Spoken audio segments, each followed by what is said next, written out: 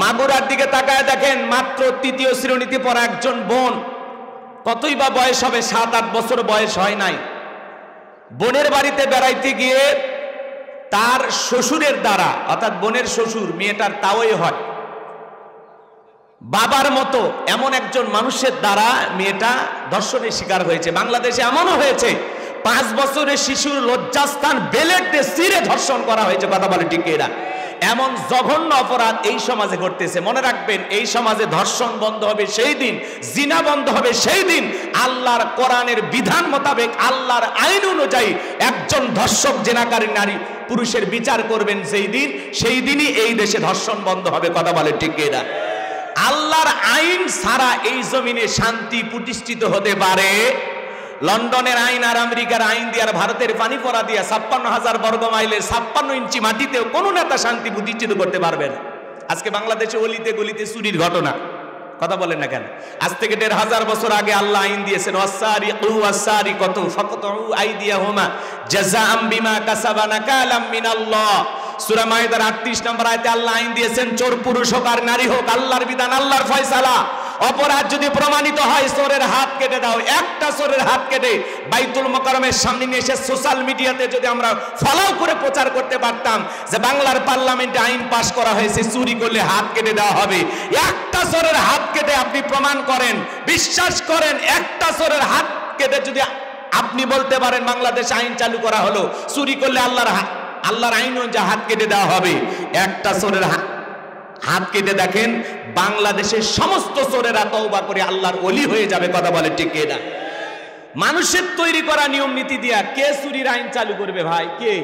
53 বছরে প্রত্যেকবার প্রধানমন্ত্রী হয়েছে মুসলমান, নামাজের ন্যূনতম বিল বাংলার পার্লামেন্টে কোন নেতা পাস করেনি। কথা বলে ঠিক না?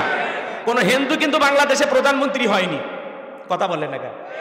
সব মুসলমানই হইতেছে, মুসলমানের বাচ্চা মুসলমান, সবাই মুসলমান, কিন্তু আল্লাহর আইন চালু হোক এটা কেউ চায়? মুখে মুখে বলে আমরা মুসলমান। যেহেতু বর্তমান সমাজে আপনারা দেখতেছেন এমন একটি ঘুণে ধরা সমাজে আমরা বসবাস করতেছি যেটাকে ডিজিটাল জাহিলিয়াতের যুগ বলা যায়। কি নেই বলেন? এই 53 বছরে একজন নেতা বলতে পারবে না আমরা একটা দিন ধর্ষণ মুক্ত উপহার দিতে পেরেছি। বলেন পারবে? কেউ পারবে? এই দেশে প্রতিদিন চুরি হয়, ধর্ষণ হয়, খুন হয়, এত অপরাধ এই সমাজে। মনে রাখবেন, মানুষের তৈরি করা নিয়ম নীতি দিয়ে কোশ্চিন কালেও এই পৃথিবীর ভূখণ্ডে কোন নেতা শান্তি প্রতিষ্ঠিত করতে পারবে না। কথা বলে ঠিক কিনা? এই জমিনে শান্তি প্রতিষ্ঠিত হবে সেই দিন, রবের বিধান এই জমিনে প্রতিষ্ঠিত হবে যেই দিন। আল্লাহর বিধান ছাড়া, আল্লাহর নিয়ম নীতি ছাড়া এই জমিনে শান্তি প্রতিষ্ঠিত করতে পারবে না। কথা বলে ঠিক কিনা?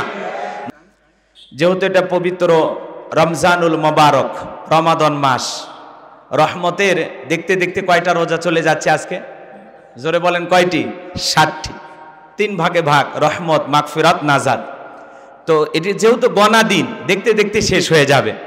তো আল্লাহ পাক যেন আমাদের সবাইকে সুস্থতার সহিত 29টা রোজা হোক আর 30টা হোক, আল্লাহ যেন সবগুলো রোজা আমাদেরকে আদায় করা তৌফিক দান করেন। জোরে বলেন আমিন। এটা সিয়াম সাধনার মাস। আল্লাহ রাব্বুল আলামিন বলেন, ইয়া আইয়ুহাল্লাযীনা আমানু কুতিবা আলাইকুমুস সিয়ামু কামা কুতিবা আলাল্লাযীনা মিন ক্বাবলিকুম লাআল্লাকুম তাত্তাকুন। সূরা বাকারার 183 নম্বর আয়াতে আল্লাহ পাক জানিয়ে দিলেন, হে ইমানদারগণ, হে বিশ্বাসীগণ, তোমাদের উপরে রোজাকে ফরজ করা হয়েছে। শুধু তোমাদের উপরে নয়, তোমাদের পূর্ববর্তী যারা এসেছিল পৃথিবীর জমিনে তাদের উপরেও রোজা কি ছিল? ফরজ ছিল। কেন আমি আল্লাহ তাআলা দিলাম? এর মাধ্যমে যেন লাআল্লাকুম তাত্তাকুন, তোমরা যেন তাকওয়া অর্জন করতে পারো, পরহেজগারিতা অর্জন করতে পারো, খোদাভীতি অর্জন করতে পারো। যার অন্তরে তাকওয়া থাকবে এই ব্যক্তি, এই মানুষটাকে পিটায় আপনি গুনাহ করাইতে পারবেন না, কারণ তার অন্তরে কি আছে? তাকওয়া। তাকওয়া মানে কার ভয়? আল্লাহর ভয়। এজন্য তাকওয়ার আয়না আমাদের অন্তরে বসাইতে হবে। আমি আপনাদের সামনে শুরুতেই পবিত্র কোরআনুল কারীমের সূরা হামিম আস-সিজদার 30 নম্বর আয়াতে কারিমা তেলাওয়াত করেছি। যেহেতু রমজান কেন্দ্রিক আলোচনা, সবাই রমজান নিয়ে আলোচনা করেছেন, আমি একটু রমজানের পাশাপাশি ভিন্ন একটা কেন্দ্রিক সামান্য কিছু আলোচনা টাচ করতে চাই। মিনাশ শাইতানির রাজিম, বিসমিল্লাহির রাহমানির রহিম। ইন্নাল্লাযীনা ক্বালু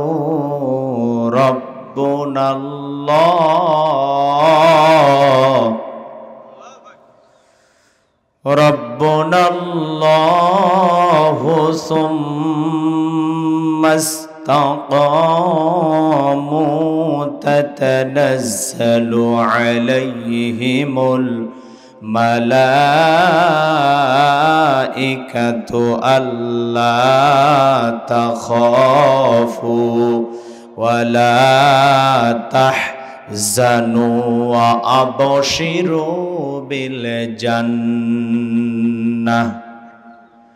বিল জান্নাতিল্লাতী কুনতুম তুআদুন।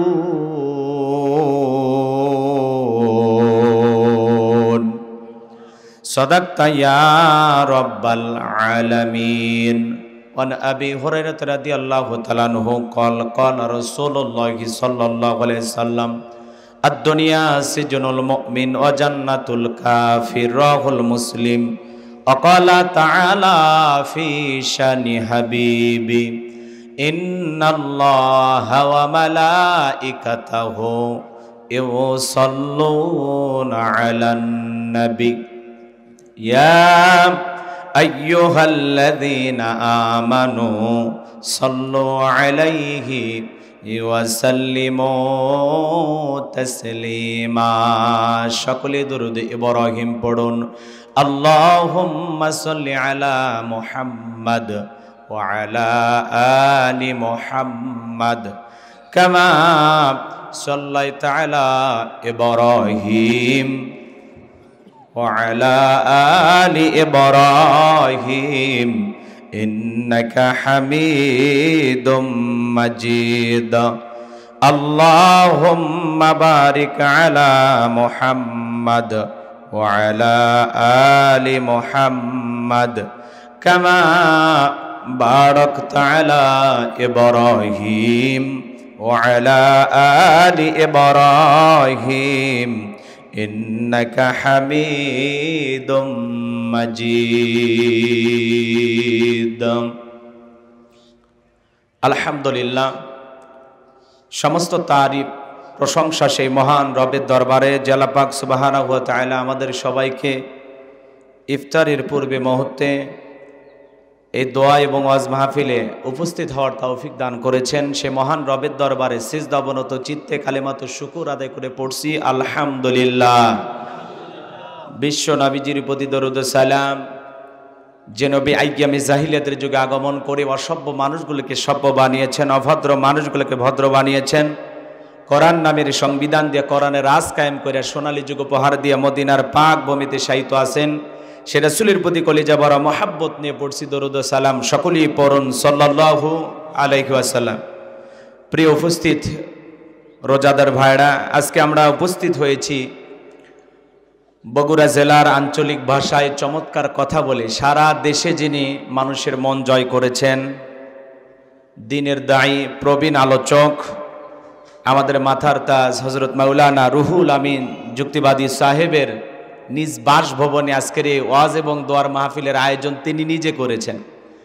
অনেকে বলে শুধু বক্তারা খায়, বক্তাদের বাড়িতে দোয়া হয় না, ওয়াজ হয় না, তারা মানুষকে খাওয়ায় না। কি বাস্তব প্রমাণ পাইছেন? হুজুরের এখন খাওয়ায় না, কি বলেন? হ্যাঁ, তো যিনি আয়োজন করেছেন আপনারা সবাই জানেন, এই গ্রামে তার বসবাস, সারা দেশের মানুষ তাকে চেনে। তো এমন একজন আলোচক, সবাই তাকে মহাব্বত করেন, ভালোবাসেন। তার মহাব্বতের কারণে কিন্তু আমরা আসছি। বক্তার বাড়িতে আসার উদ্দেশ্য কি? ডাক্তারের বাড়ি ডাক্তার যায়, ইঞ্জিনিয়ার বাড়িতে ইঞ্জিনিয়ার যায়, হুজুরের বাড়িতে হুজুর যায়, বক্তার বাড়িতে বক্তা যায়। কথা কি বুঝতে পারতেছেন? যতগুলো বক্তা আজকে তার মাহফিলে আসছেন, শুধু তার একটি টেলিফোনের কারণে যে আমার বাড়িতে অমুক দিন দাওয়াত, এই মানুষগুলোকে একত্রিত করতে গেলে কয়েক লাখ টাকা লাগতো, কিন্তু এখানে 1 টাকাও দিতে হয়নি। কারণ ওই যে বললাম, মহাব্বত আর ভালোবাসা, আর ভালোবাসা যেখানে সেটা কোটি টাকা দিয়েও পাওয়া যায় না।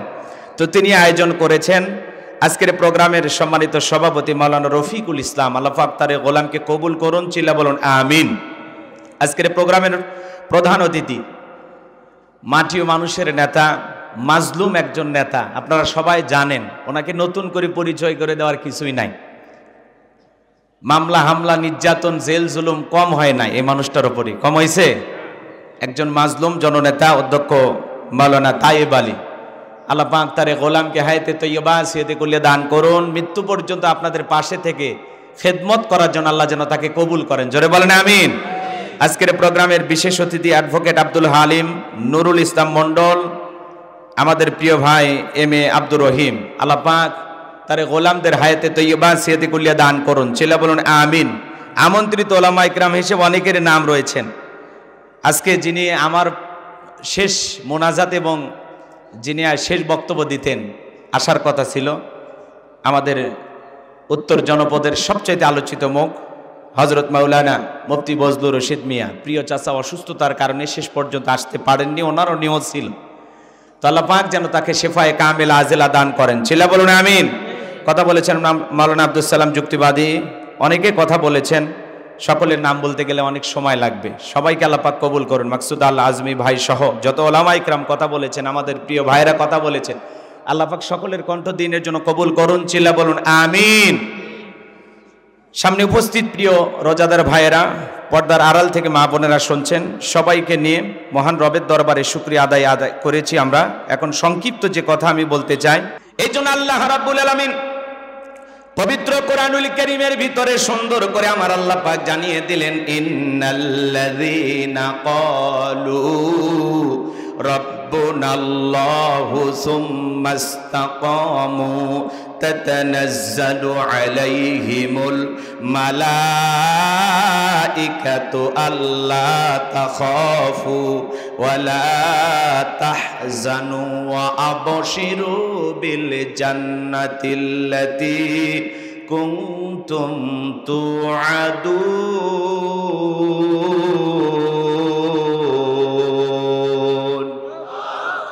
আল্লাহ রাব্বুল আলামিন বলেন, ইন্নাল্লাযীনা ক্বালু রাব্বুনাল্লাহ, নিশ্চয়ই যারা বলে আমাদের রব আল্লাহ। ও বগুড়ার মুসলমান, ডান হাতটা তুলে আসমানের দিকে শাহাদত আঙ্গুলে দ্বারা ইশারা করে চিৎকার মেরে বলেন তো আমাদের রব কে? আরেকটু জোরে ডাক দেন কে? আরেকটু জোরে বলেন আল্লাহ।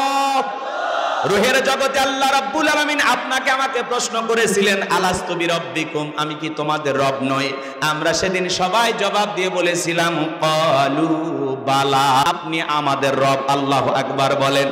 এজন্য আল্লাহ রাব্বুল আলামিন বলেন, ইন্নাল্লাযীনা ক্বালু রাব্বুনাল্লাহ, নিশ্চয়ই যারা বলে আমাদের রব আল্লাহ, সুম্মাস্তাকামু, এই কথার উপরে যারা ইস্তেকামাত অবিচল অটল থাকে, তাতানাজ্জালু আলাইহিমুল মালাইকা, আল্লাহ তাআলা বলেন আসমান থেকে তাদের উপরে ফেরেশতা নাজিল হয়। ফেরেশতা নাজিল হয় তিন সময়।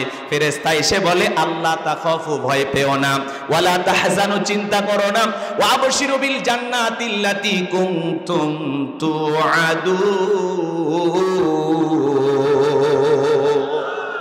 তোমাদেরকে যে জান্নাতের প্রতিশ্রুতি দেওয়া হয়েছে, যে জান্নাতের ওয়াদা দেওয়া হয়েছে, সে জান্নাত পেয়ে তোমরা আনন্দিত হও, চিৎকার মেরে বলুন সুবহানাল্লাহ। সেই জান্নাতকে তোমরা গ্রহণ করো। এদিকে খেয়াল করেন সম্মানিত ভাইয়েরা আমার, আজকে এই সমাজে যদি আমরা সবাই বলি আমাদের রবকে, একটু জোরে বলেন কে?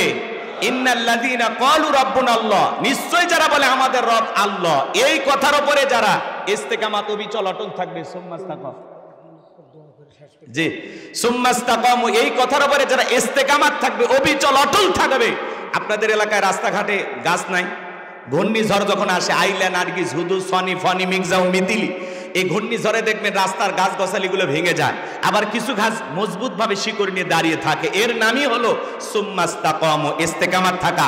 আপনি যখন বলবেন আল্লাহ আমার রব, এই কথার উপরে টিকে থাকতে হলে আপনার উপরে মামলা আসবে, হামলা আসবে, নির্যাতন আসবে, আপনাকে দেশ ছাড়া করবে, ঘর ছাড়া করবে, বাড়ি ছাড়া করবে, হাজারো নির্যাতন জুলুম সহ্য করে আপনাকে বলতে হবে আল্লাহ আমার রব। এই কথার উপরে টিকে থাকতে হলে হাসতে হাসতে মুসলমান ফাঁসির দড়িতে ঝুলবে, কোন জালেমের কাছে মাথা নত করবে না, করবে না, কথা বলে ঠিক। এর নাম হলো মুসলমান, এর নাম হলো রবের গোলাম। আল্লামা সাইদি ইচ্ছা করলে যদি আপোষ করতেন, কি জেলখানা থেকে বেরোতে পারতো না? হেলিকপ্টার দিয়ে মাহফিল করতে পারতো না? কথা কর না কে? হ্যাঁ, যদি একবার বলতো আমি আপনাদের সাথেই আছি, তালে তাল মিলাইতাম। এরকম সুবিধাবাদ জিন্দাবাদ হলে হবে না, মুনাফিক মার্কা মুসলমান হলে হবে না। কি সুন্দর আপনি সিয়াম পালন করতেছেন, মাশাআল্লাহ, রোজাদার, হ্যাঁ, মানুষের সাথে ঝগড়া করেন না, মিথ্যা কথা বলেন না। আলহামদুলিল্লাহ, কি চমৎকার আপনি একজন রোজাদার, দেখেই ভালো লাগে।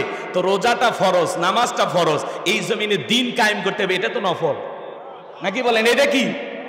এটা কি? তাহলে এই জমিনে দিন কায়েম হোক, কারা কারা চান? দুই হাত তুলে দেখান। লিল্লাহি তাকবীর। আলালাহুল খলক ওয়াল আম, সৃষ্টি যার, আইন চলবে সে আল্লাহর। আল্লাহর বিধানে শান্তি, আল্লাহর বিধানে মুক্তি। আল্লাহর বিধান ছাড়া এই সমাজে শান্তি প্রতিষ্ঠিত করা যাবে না। কথা বলেন ঠিক কিনা? এই সিয়াম সাধনার মাসে আমরা যেহেতু তাকওয়া অর্জন করব, রমজান মাস আমাদেরকে পরিবর্তন করাইতে আসছেন। এই মাসে হঠাৎ করে কিছু মানুষ নামাজি হয়ে যায়, একটু দাড়ি রাখে, এদেরকে দেখে ঠাট্টা বিদ্রুপ করবেন না, হাসি তামাশা করবেন না। কথা কি বুঝতে পারতেছেন? যেহেতু রমজান এসেছেন আমাদেরকে পরিবর্তন করাইতে, এই রমজান মাস এসেছেন আমাদের গুনাহগুলো মাফ করায় দিতে, আমরা যেন এই রমজান মাসে আল্লাহ তাআলার বিধান মোতাবেক সুন্দরভাবে সিয়ামগুলো পালন করতে পারি। যেভাবে রোজা রাখলে আল্লাহ তাআলা খুশি হবেন, সেইভাবে যেন আমরা রোজাগুলো রাখতে পারি। আল্লাহ তাওফিক দান করেন। আমাদের তারাবি, সিহারি, ইফতারিগুলো আল্লাহ কবুল করেন, জোরে বলেন আমিন। আমাদের সিয়ামুল লাইল, কিয়ামুল লাইল যেন ঠিক থাকে, আল্লাহ যেন তাওফিক দান করেন, জোরে বলেন আমিন। আমাদের প্রিয় মাওলানা রুহুল আমিন যুক্তিবাদী সাহেব যে চমৎকার আয়োজন করেছেন, সময় স্বল্পতা, কথা অনেক বলতে চায়, কথা কি বোঝেন নাই? কিন্তু ইফতার করতে হবে আমাদের, তাই না? এই জন্য ইফতার আগে, তারপরে ওয়াজ শুনলে হবে নাকি কন? তারপরে তো আর থাকবেন না। তো যাই হোক, যতটুকু আলোচনা হয়েছে, আল্লাহ যেন আমাদের বক্তা শ্রোতা সবাইকে আমল করা তৌফিক দান করেন, জোরে বলুন আমিন। দিন কায়েমের জন্য আল্লাহ যেন আমাদের কাজ করা তৌফিক দান করেন। আমাদের জানমাল সব কিনে নিয়েছেন আল্লাহ তাআলা।